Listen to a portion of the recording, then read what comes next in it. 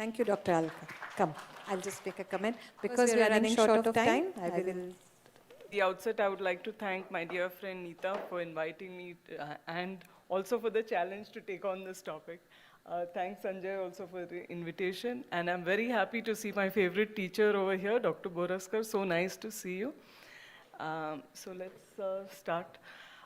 Sexual dysfunction in women is the topic that I have, in women with diabetes.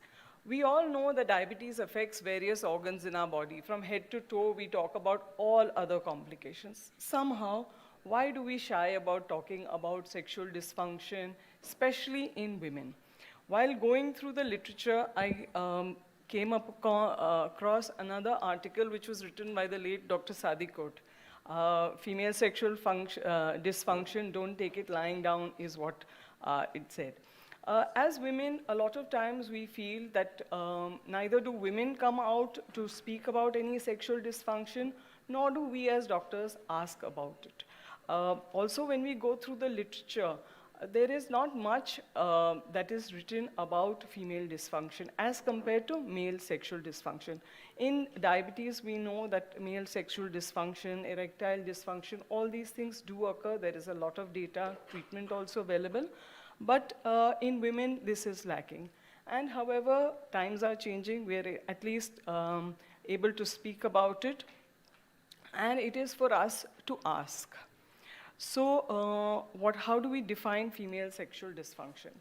The WHO has defined it as various ways in which a woman is unable to participate in sexual relationship as she would wish.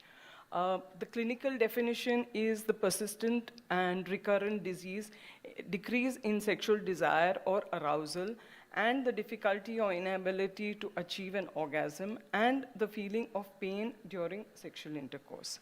Let us see how the female sexual response is. There are 4 stages. There is excitement, a plateau, orgasm, and then resolution. So we start with excitement. This is usually triggered by some psychological or physical stimulation. With the onset, there is emotional changes as well as vasoconstriction, vaginal lubrication increases. There are overall body changes which occur. The emotional, physical changes are there. The body responds considering it as a stress. There's an increase in the heart rate, the blood pressure, and respiratory rate also increases. There is a mild vasoconstriction within the clitoris, and this results in some swelling over there. The vaginal swelling also occurs, and lubrication. Now, sometimes these changes occur within a few seconds. The next stage is the plateau, which is the progression of the excitement stage. This occurs when the vasocongestion reaches its maximum. There is vaginal swelling, heart rate is increasing, the muscle tension is also increasing, and the breasts enlarge, and the nipples become more erect. Then we come to the orgasm. This is a very synchronized state in which the vaginal, anal, and abdominal muscle contracts, and there is a loss of involuntary muscle contraction. This is usually very short-lived and is very intense. Some women do not become, because they are not unresponsive immediately, they can have multiple orgasms also. Then we come to the last stage or the final stage, where is resolution. When the woman's body returns back to the non-aroused states, the blood goes back to away from the vagina, away from the breast, and there's a reduction of heart rate, respiratory rate, as well as the blood pressure. Now, this response in each woman can be different. Sometimes it occurs very rapidly. It can occur within a few seconds. Sometimes they can go direct from excitement to orgasm. Sometimes they can go between plateau and orgasm several times before they reach resolution. Now, what are the types of sexual dysfunction that are there? It could be disorders of the orgasm, it could be pain during sex, it could be hypoactive sexual disorder, it could be sexual arousal disorder. So there are various factors also. It could be emotional, could be physical, or additional factors. But in women with diabetes, usually organic factors could be neurological, cardiovascular, Could be some psychological factors of stress or alcohol or drug addiction, depression, interpersonal relations between the partners, the quality of their relationship, the social and cultural factors, the belief system, all these contribute to the sexual dysfunction. What are the pathophysiological mechanisms which cause sexual dysfunction? So hyperglycemia is something that can cause a reduction in the hydration of the mucous membrane, especially the vaginal mucosa. This causes a dryness of the vagina and painful sex.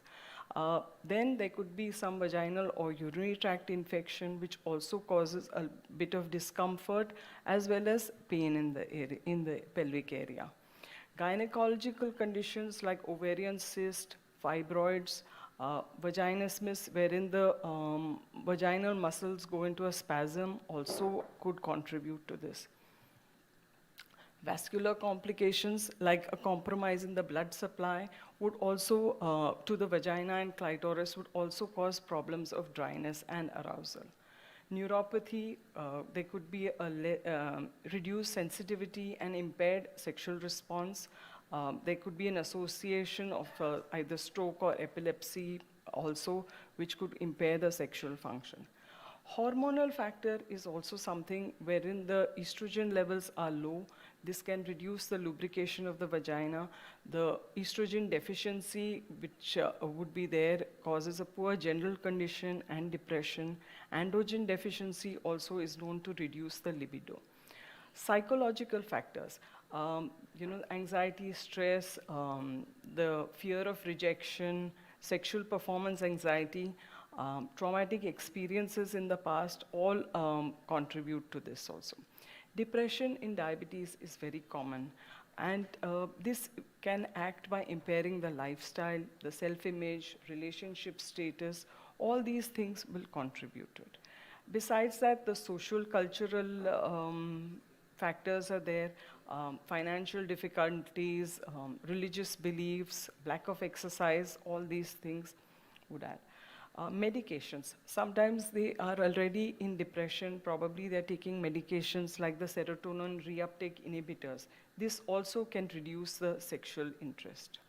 Now, how do we approach these patients? Either there are two components. One is the biomedical and the other is the psychosocial.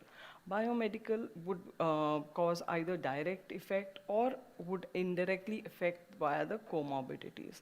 Whereas the psychological factors could be either the pre-existing problem, individual coping mechanisms, and the relationship and coping of the couple. Female sexual dysfunction also could be the tip of the iceberg for a bigger problem, and maybe evaluation would be required for that. What are the symptoms and the signs? There could be decrease or loss of desire for sex, inadequate vaginal lubrication, inability to achieve orgasm, inability to relax the vaginal muscles, pain during intercourse, and non-coital sexual pain. How do we screen them? What is very important is that we take a very detailed history, and this history should be taken in a very comfortable environment so that they are able to speak what are their problems. There should be some flexible conversations, but it should be in a structured format so as to elicit the history of the diabetes treatment also, because we know that diabetes also does cause some menstrual abnormalities, and like delayed menarche and premature menopause. Also the sexual and medical history, the number of sexual partners, history of trauma, abuse, what are the religious beliefs, all these things need to be looked into. Then the female sexual functional index. This is a self-reporting validated questionnaires which are used, and they can be used to scale the desire, subjective arousal, lubrication, orgasm, satisfaction, pain. Besides that, there are several other questionnaires which may be used. Now, how do you evaluate? There could be some other issues like the hypothalamic pituitary ovarian axis, or any hormonal issues which would require evaluations, and the other secondary causes, so to say. So, like I said, the biomedical factors would require local or systemic or hormonal treatment. the comorbidities would also require treatment, as well as the psychosocial treatment would be required. So usually if they are obese, then an intensive lifestyle modification can be done. Exercise can be advised. They can follow a healthy routine, avoid smoking and usage of other medication. They should attain a good glycemic control, good metabolic control, and these are very important to prevent the progression of diabetes-induced sexual problems. They can take omega fatty acids for general well-being and improvement in the libido. Also, this can prevent the symptoms of menstrual syndromes. Besides that, the reduced vaginal lubrication can be dealt with by giving vaginal lubricants. They can be educated, they can sit with the counselor to discuss what is the issue, and probably hormone replacement therapy also can be advocated. If there is a genital infection, that needs to be treated appropriately. If there is pain while having sexual intercourse, then the investigations need to be done. Again, lubricants if required. And then if they are unable to orgasm, maybe some sex aids could be used to assist that.